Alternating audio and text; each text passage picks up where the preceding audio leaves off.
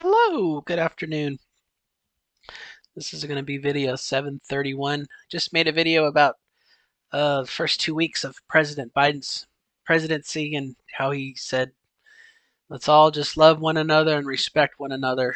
And transgender people are people, and let's just move on. And we're going to, support one another. And people lost their motherfucking minds. But that's the last video. We're going to talk about this video, which is going to be about my plan for peace.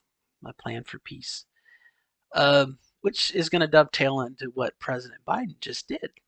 On Friday, and if you can, I highly recommend it. Highly recommend going to whitehouse.gov/live, LIVE, and checking out their daily live press conferences and what's going on. If you can, I mean, it's wonderful to hear what they're doing from the source as opposed to your news station. Instead of getting the 2 minute snippet, which I totally understand doing, get the full. I mean, especially if you grew up on listening to a former worst president Trump press conference, which was just gaslighting. Actually, get like real news and information is amazing. But President Biden just kind of came out and said, he said, the United States government is back. He said, we're back. He said to the world, we're back. We're going to take the lead. We're going to be an active participant in global peace, in democracy and understanding, building relationships with our allies, strengthening one each other. And what he said in that is just awesome because he's went on to mention transgender LGBTQ stuff. Okay, he specifically said he acknowledged that we've gotten the shaft. He acknowledged we're low-lying fruit for political people to score points, which you could just say, turn around and say, well, aha, this is what he's doing. You're buying into it. But he just kind of said, hey, we're going to love one another, blah, blah, blah, blah, blah.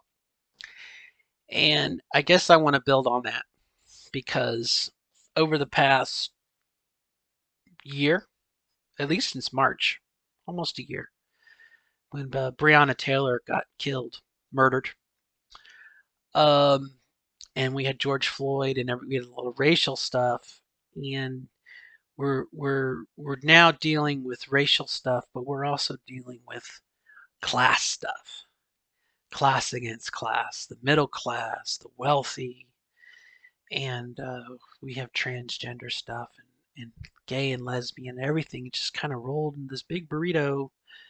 And President Trump just said, or not President Trump, President Biden just said, we're gonna love one another. We're gonna deal with it. We're gonna encourage each other, peace and understanding. Blah blah blah blah blah. And in the last video, like I said, people lost their motherfucking minds. What I call the islands of hate. People who, through for their own ideological, political, social reasons, latch onto something like the Bible or the Constitution or something, and they say, we can't love one another because of X. Okay, it says so in the Bible. Okay, okay. Well, you're a Christian. Yes, I am. You follow Jesus Christ. Yes, I do. Okay. Well, could you show me where Jesus said that, Jesus is against gay and lesbian folks? He's against transgender. And the person just looks at you like you have a hole in your head. And they go and they grab their Bible and they can't find it because Jesus didn't say anything about it. But they've been taught. And they hold up their Bible again, and they go to these islands of hate.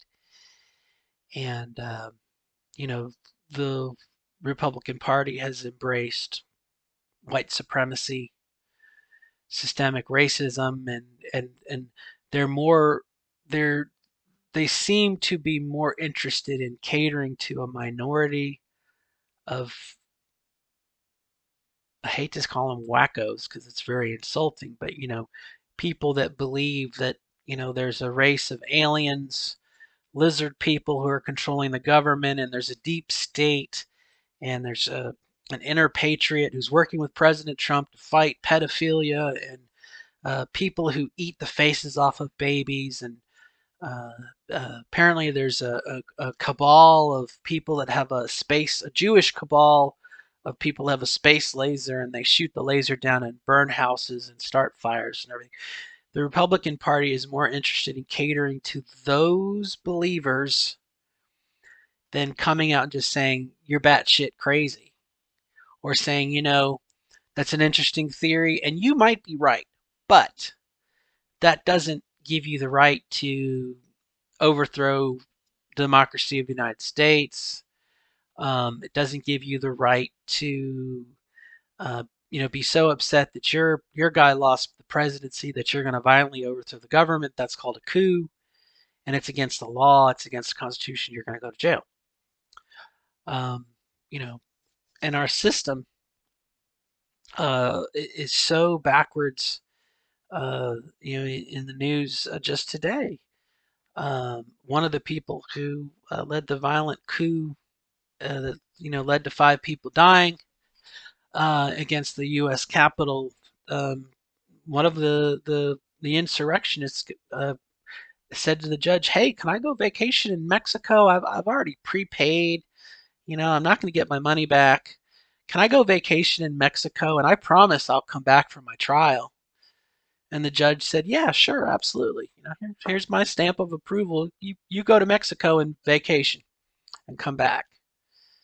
You know, and that's the sort of just weird double standard we have that we've seen over and over again in the former worst president Trump.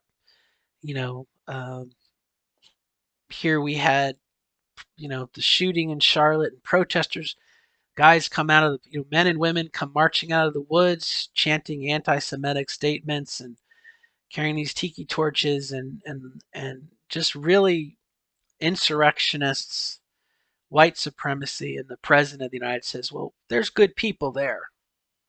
No, there's not. Um, so, I guess my comment, because I said this was going to be my plan for peace, is from the ground up, we need to make a commitment to each other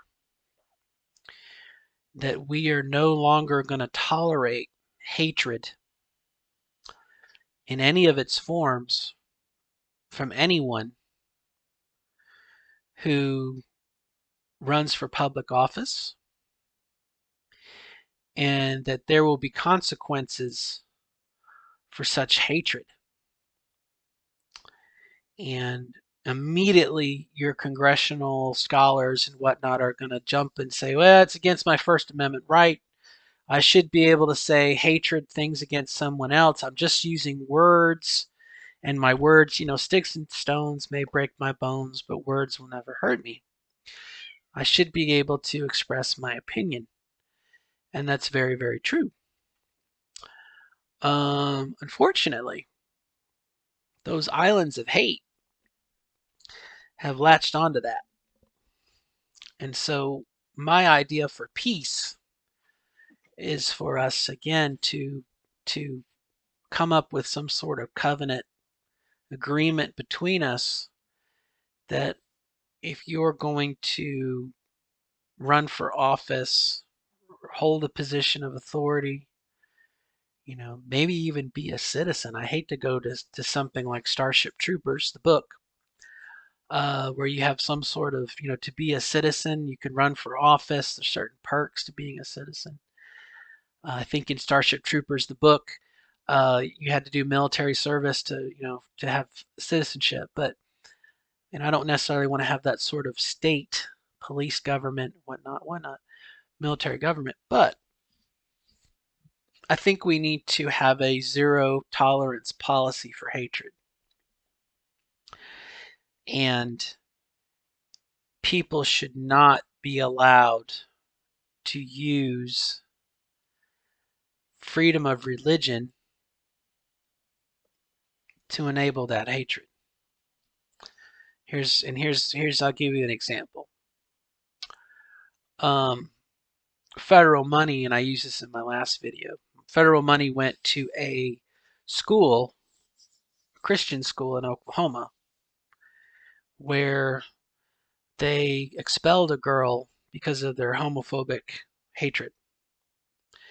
And they got away with it because they said, well, we are a Christian school and we believe that the Bible says that God hates gay people,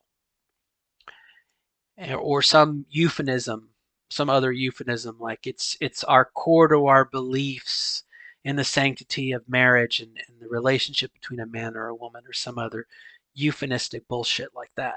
Okay, but in reality, it's hatred. It's hatred. We have hatred of something we don't like, therefore we're going to discriminate. Um, we need to remove that.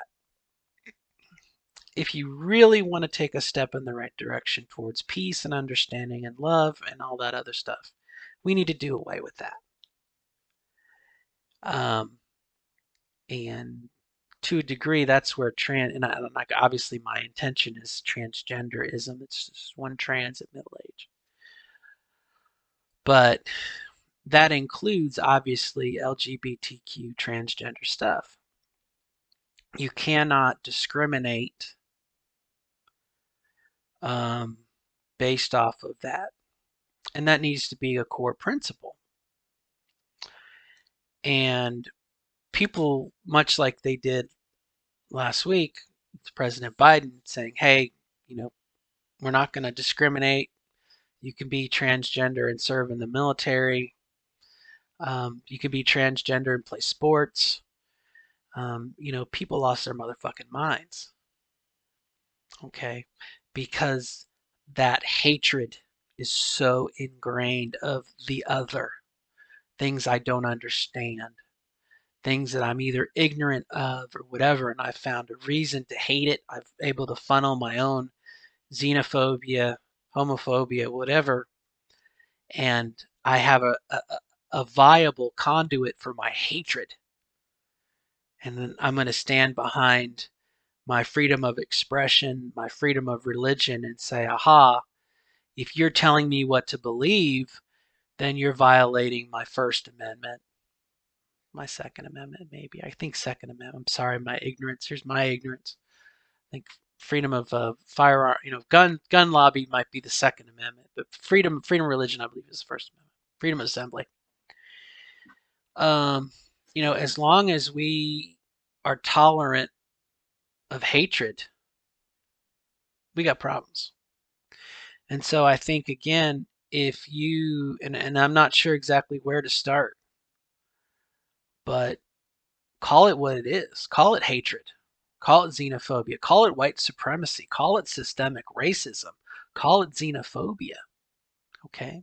Call it what it is instead of giving it a euphemism, and make it illegal. No federal funds, no Section 9, if you're going to engage in that behavior. And it goes the same way for if you're a politician, termination, not censure, not not going to have a trial, not going to, you know, flat out ineligible for, termination of your position, forfeiture of your whatever. We just got this woman, Green, from Georgia, again, the who believe in the space lasers, the Jewish space lasers. Um, they removed her from committees because of her beliefs. Uh, so what is she going to do for the next 2 years? Sorry, my son's playing in a box. She's going to collect a congressional salary, which is pretty darn nice, and a congressional health care package, which is also pretty darn nice. And then for the rest of her life, she's going to get a federal pension.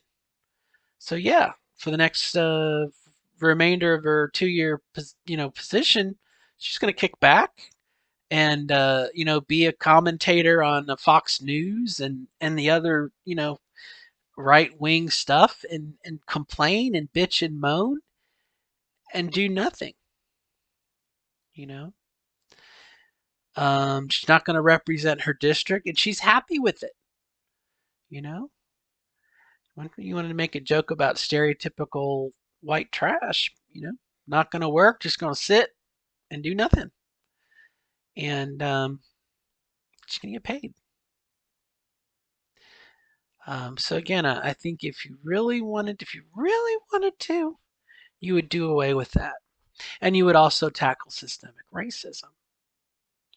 Okay, but that's a much bigger program. But again, I think if you started with the anti-hate, call it what it is, I think it'd be a wonderful start. Obviously, if you want to talk about systemic racism, you have to look at how we address and teach history. In Utah, there was an article this week. Some schools, uh, parents have written their schools saying they don't want their kids to learn about uh, African American History Month. Okay, they don't want their kids exposed to it. What century, what year are we living in? You know, if you got a problem with Black history, you got a problem. That's again back to that idea of hatred and white supremacy. And I mean, it's all kind of rolled into one. But, you know, my plan, like I said, for peace and understanding is to call it what it is and to outlaw it, do away with it. You know, the problem is you have those islands of hate, and for the moment, they're very well funded, and money talks to politicians. Who gives them donations? Again, if you truly wanted to change the system, have term limits, do 2 or 4 year term limits, and you would do away with those islands of hatred. People who hold on to their power at any cost. Um, I think it would work. I think it would work. Um, I think it would work. Anyway, run out of steam again.